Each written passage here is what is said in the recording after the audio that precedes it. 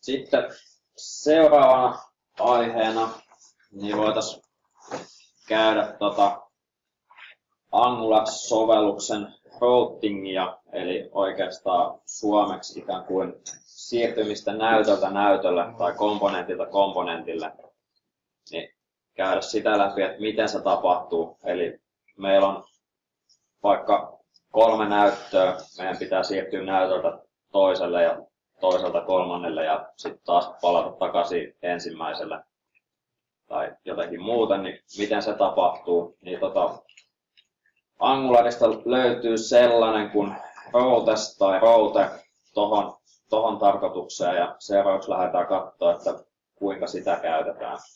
Ja jokainen voisi sitä varten niin perustella siinä nyt itse uuden projektin sitten, jossa lähdetään testailemaan hommaa. Testaillaan sitä ekana ja otetaan sitten sen jälkeen käyttöön siinä Contacts-appissa. Luodaan uusi projekti. Angular CLI. Jokainenhan muistaa jo, miten tämä menee. Ei ole pakko, mutta ei laitoin vaan ICT sekoon.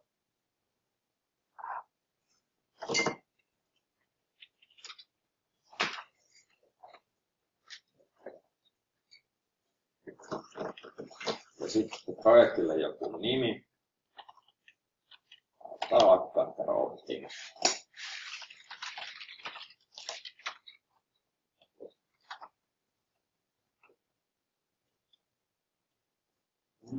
Ja locationi, muuta on menossa tonne Contacts-appin sisään jostain kumman syystä. Ja katsokaa toi kontikseen sitten oikein.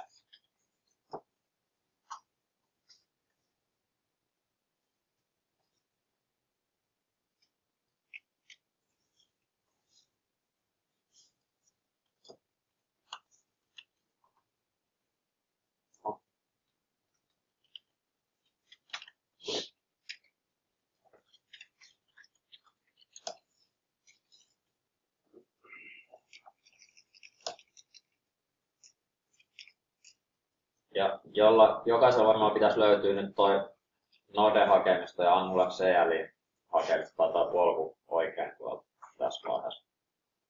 Kaikki on hommaa tehnyt.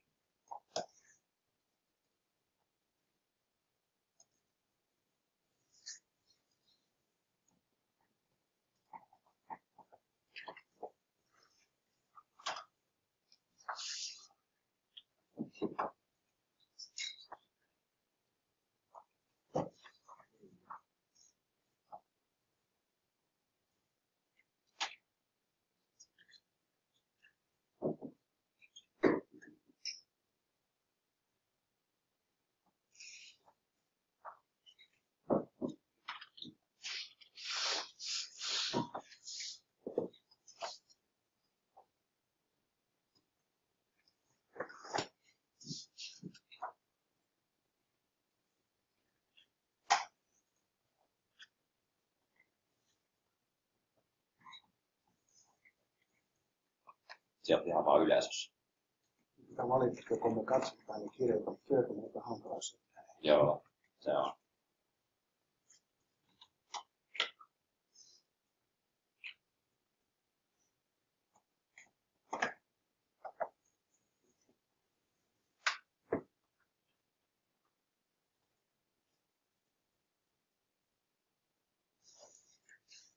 Silloin, kun toi latailee tuolta taas puolta maailmaa tähän mukaan, niin voisi käydä vilkaisemassa Angularin sivuilta, että mitä siellä on sanottavaa tuosta routingista.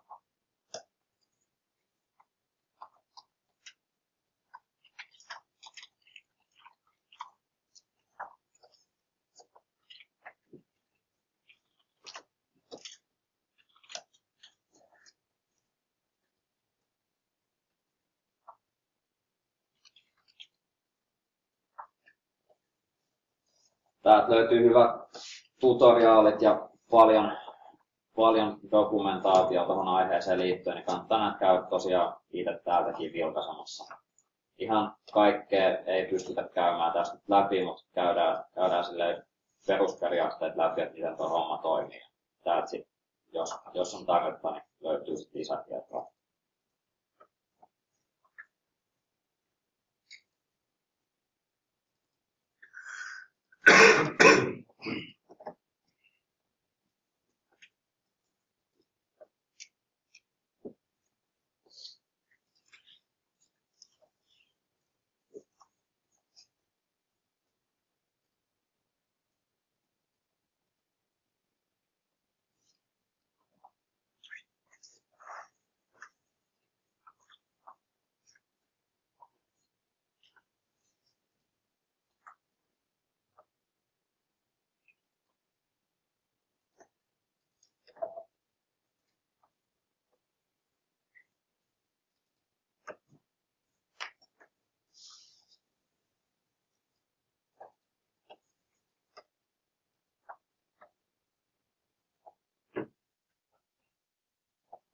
No niin, sitten eteenpäin.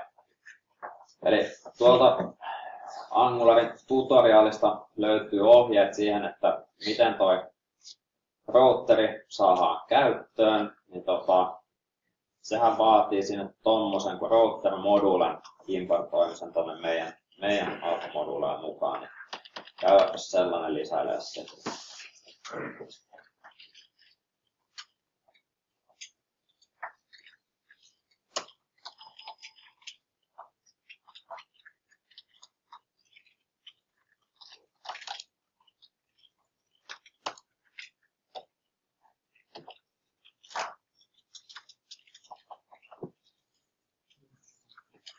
Siis mitä sulla on? Ja. Eli ton lisättä sinne.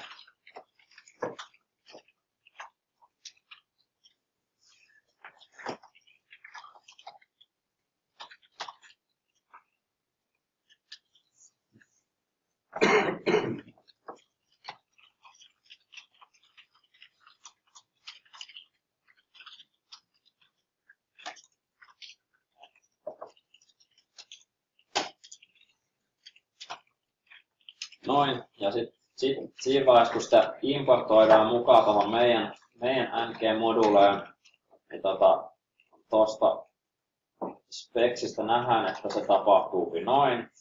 Eli jo tuossa vaiheessa se haluaa sinne ne meidän omat pathit, eli routet, mitä me tullaan sinne luomaan, niin mukaan. Niin sehän on tuommoinen taulukko objekteja, joilta löytyy property path ja sitten se komponentti, joka tuossa kyseisessä pathissa näytetään. Niin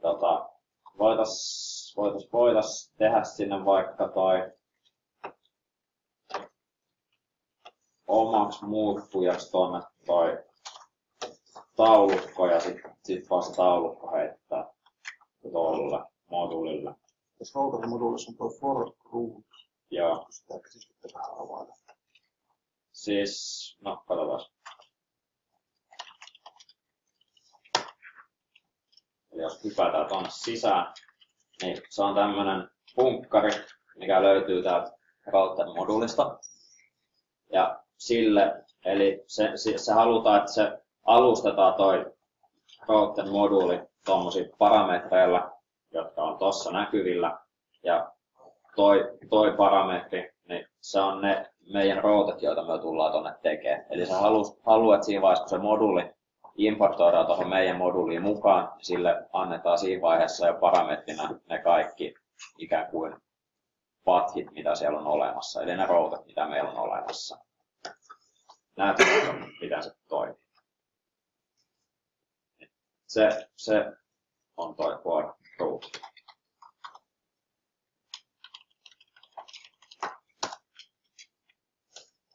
Niin tehdään tohon vaikka.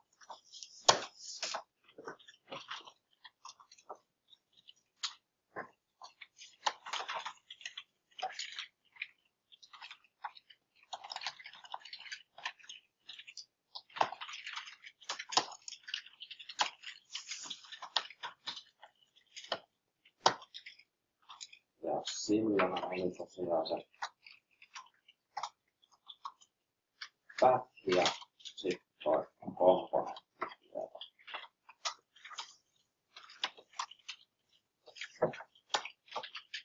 Niitä meillä ei nyt vielä luonnonlaisena ole.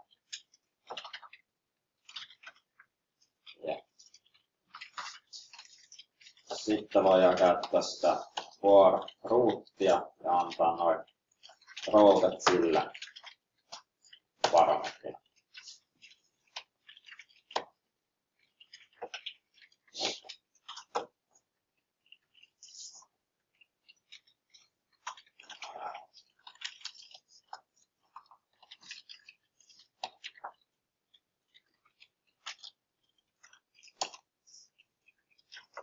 Eli onko tuo ruutu niin kuin pääikkunasta tetyssä vai tästä?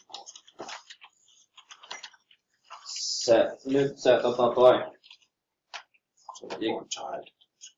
Joo, eli se yksi route niin on se yksi näyttö, mikä meillä on. Ja sitten niitä routeja voi olla monta. Ja niillä voi olla childeja, eli niinku alinäyttöjä myöskin. Se ruutu on niin kuin yli niille childeille.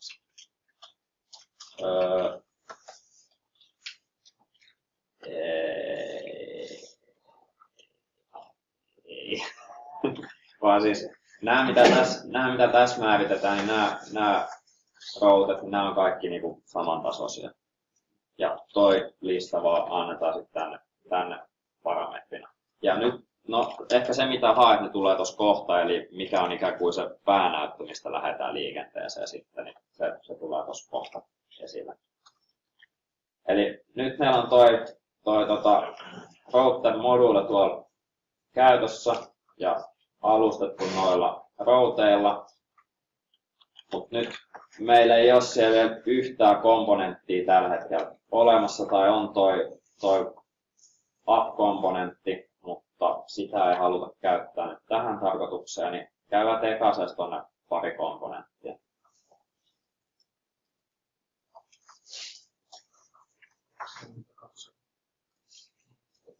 Ne tulee automaattisesti tuolta komponentti. Laitetaan tällä hienosti. Se on vaikka pyörästä. Komponentti.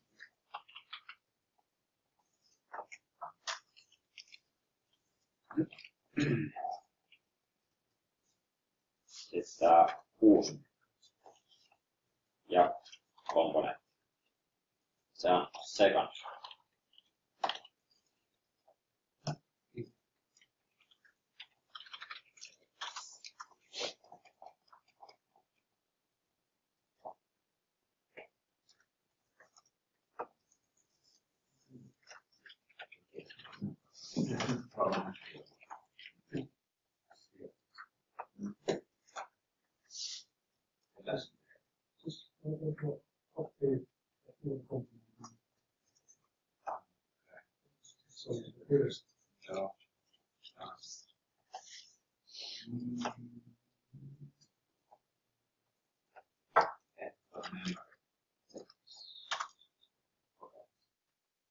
Se ei ehti tallentaa, mulla oli sama homma.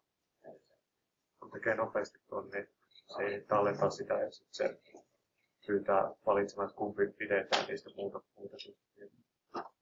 Joo, okei. Okay. Se memory set, sillä se meni se. No, eli just sekin valittu. Joo, eli nyt siellä on first, second ja luodaan vielä kolmaskin.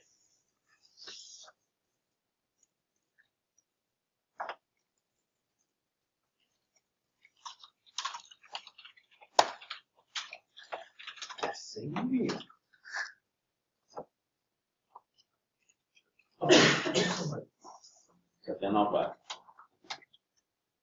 Hidasta vähän saa. Tehtiin. Ihan putkea hekin.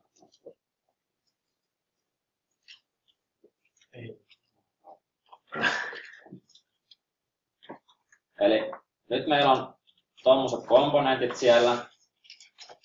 Ja käypäs tonne first komponenttiin. Anna siellä lukeekin first works. Lukeeksi? Niin joo. Näissä kaikissa lukee. Mahtavaa. kolmaskin toimi. Eli jätetään noit templateit ihan tommoseksi eikä tehdä niille mitään. Ja täällä nyt määritetään sitten noille, eli mitä tässä ollaan nyt tekemässä, niin meillä on tuolla 3 komponenttia, ja nyt koitetaan sitten näyttää ne komponentit tuossa näytöllä silleen, että pystytään siirtymään komponentilta toiselle, eli ikään kuin näyttö siirtyisi näytöltä toiselle.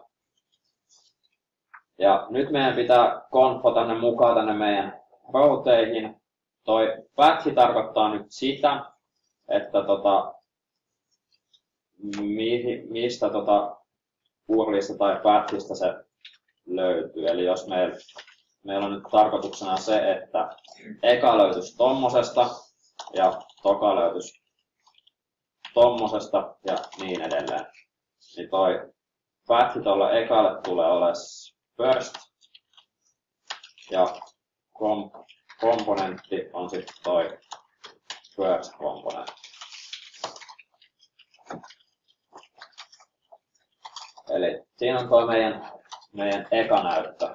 Ja sitten kopioidaan ja tehdään siihen toinen.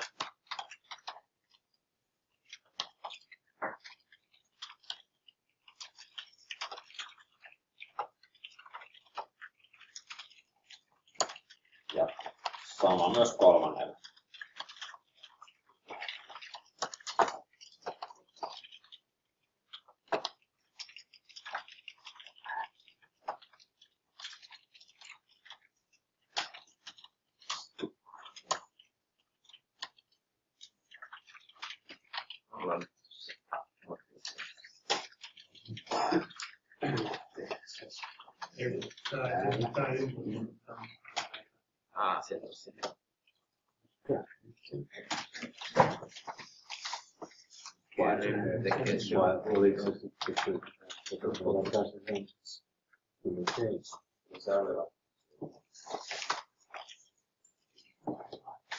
Sieltä on se.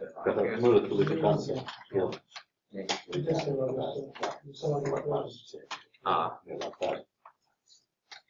Muistat sit vaan laittaa se tonne Netlarin taulukkoon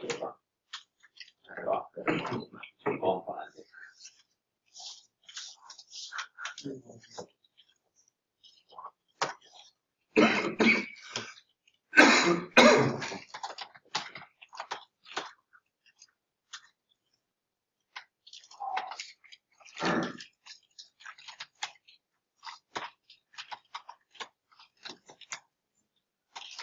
Määrittely tehty, niin sen jälkeen kun on toi routet määritetty tossa, niin meidän pitää tuolle routerille kertoa, että missä kohtaan se, tai mihin kohtaan se alkaa lätkiä sit noita meidän komponentteja.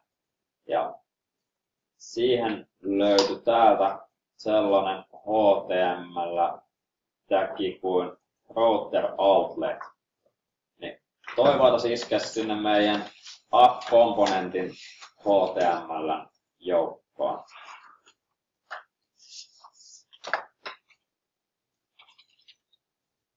Elikkäs tonne.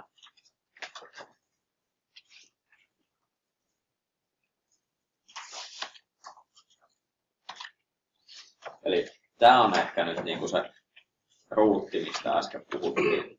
Eli tästä meidän app component HTML:stä tulee ikään kuin sellainen containeri nyt noille meidän kaikille muille näytölle, että niitä aletaan paukuttaa sitten tämän sisällä. Ja toi router outlet nyt kertoo sitten sen, että mihin kohtaan se routeri heittää sitten sen komponentin, kun se polku siellä vaihtuu. Niin periaatteessa nyt jos kaikki toimii ja on mennyt hienosti, niin meillä pitäisi olla täällä toimiva sovellus, johon heitetään first, niin se näyttää ensimmäisen komponentin. Ei näytä. Tulee jotain virhettä.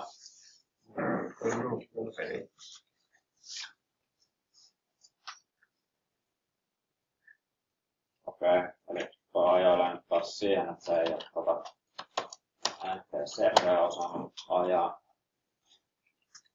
Tuossa mulla oli äsken jo tuolla puhetta, että toi NG-serveä jostain kumman syystä toimii koulun koneella, mutta esimerkiksi eilen koodasin tuolla omalla kotikoneella, niin 5-6 tuntia yhtään kertaa ei tullut tuon NG-servenkaan mitään ongelmia.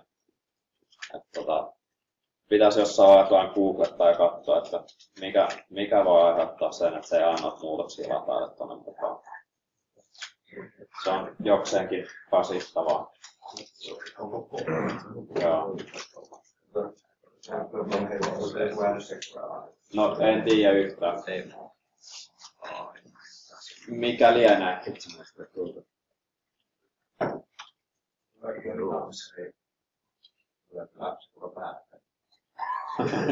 No niin.